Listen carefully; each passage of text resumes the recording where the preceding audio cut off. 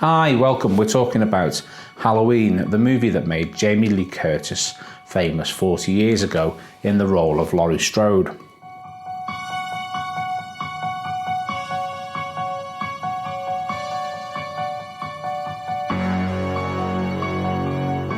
Halloween acts as a direct sequel to John Carpenter's 1978 movie of the same name, and pretty much acts as a Superman Returns star and discounts all the previous sequels, and acts as a reboot or a remake of Halloween 2.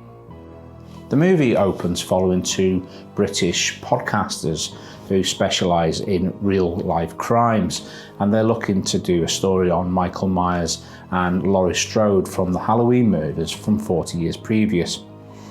They catch up with Michael as he's just about to be transferred to a higher security facility, and they also catch up with Laurie, and they want to delve deeper into Laurie and Michael's story from 40 years ago. At this point in her life, Laurie is almost like a Sarah Connor character from Terminator 2 in that fact that she's suffering with post-traumatic stress disorder, and she's really set up for Michael's release or eventual escape, and hoping that she doesn't have to deal with him again. Michael Myers is a human being who killed his sister when he was 6 years old.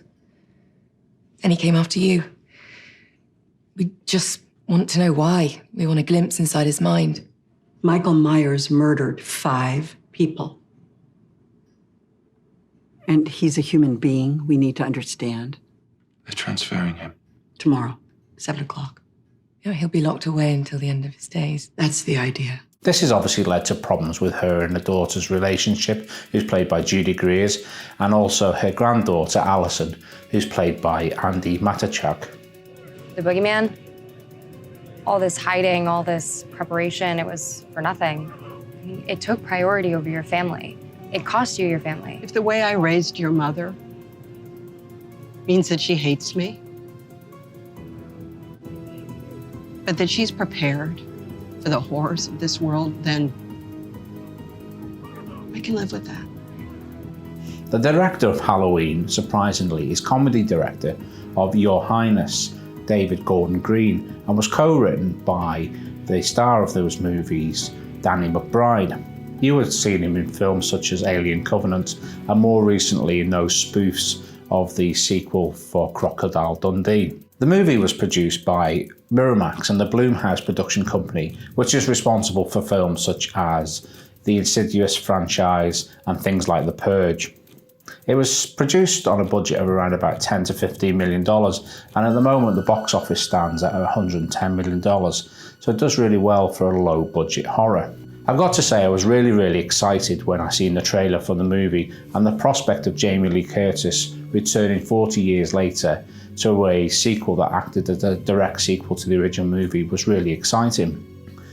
When the movie opens, it uses the original credits from Carpenter's movie, but it's also done in reverse, and it does an amazing job of updating Carpenter's original score. John Carpenter acts as a consultant on this film, but also helped provide new cues for the movie and updates his score alongside his son Cody and his godson Daniel Davis, who worked with Carpenter on various scores in the past. The credits are done in a reverse format, and it's really cool how they've done it. A reversal and reverse roles are a major theme throughout this film. Without going into too many plot devices here, it is really cleverly done. The movie is spiced up with loads of homages to the original 2 movies, and uses a lot of camera tricks and a lot of camera footage from those movies, but as like I said, done in a almost role reversal. Returning to the role of Michael Myers is Nick Castle, who of course was the director for the famous 1984 film The Last Starfighter. The film has a great supporting cast. The only issues I have with the film is that it starts out feeling like a psychological drama, then it kind of moves into a teen movie, and then moves into the traditional slasher genre. It's got a very inconsistent tone, and some of the pacing is a little bit off as well. But it truly is a great sequel for Carpenter's movie. It's probably the sequel that it deserves. It's great to see Jamie Lee Curtis back on the big screen, and she does an amazing job as the character of Laurie Strode, and it's a real great story arc for her character. It's more deserving from what's happened in the previous sequels. With Carpenter on board as a story consultant as well, it works really well, and there's lots and lots of homages to his work and his shots and his camera work throughout, and the use of his score updated, like I said before, is brilliantly done. Works really, really well. Apart from the pacing issues and obviously the feeling that we've been here before, because even though you've had lots and lots of sequels, you know, the slasher genre has been overused and overused.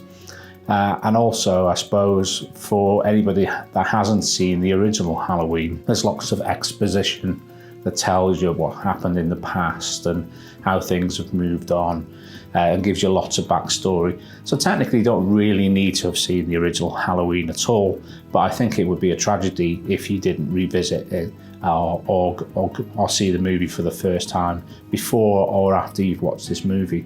There's lots of people I've seen online and they haven't seen the original Halloween, so it'd be really interesting if they did revisit Carpenter's work.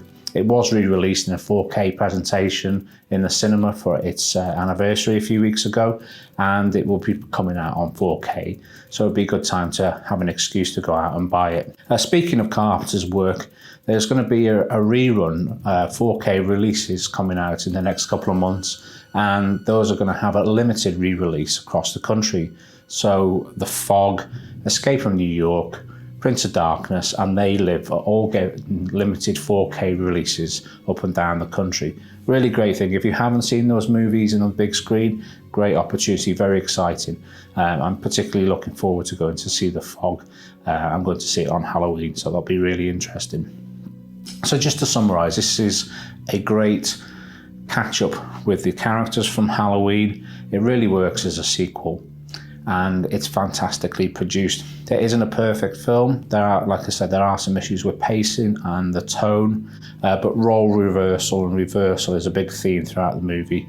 Once you get to see it, or if you've seen it, you'll understand where I'm coming from. Michael, I've got some people who'd like to meet you.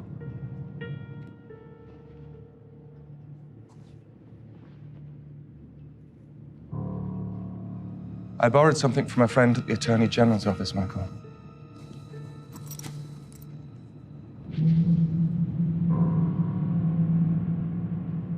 You feel it. Okay, so thank you. Thanks very much for watching. I hope you enjoy my reviews. If you'd like to consider subscribing to my channel, please do so. You can follow me on Facebook and Twitter. Thank you very much for watching, and I'll speak to you guys soon. Thank you.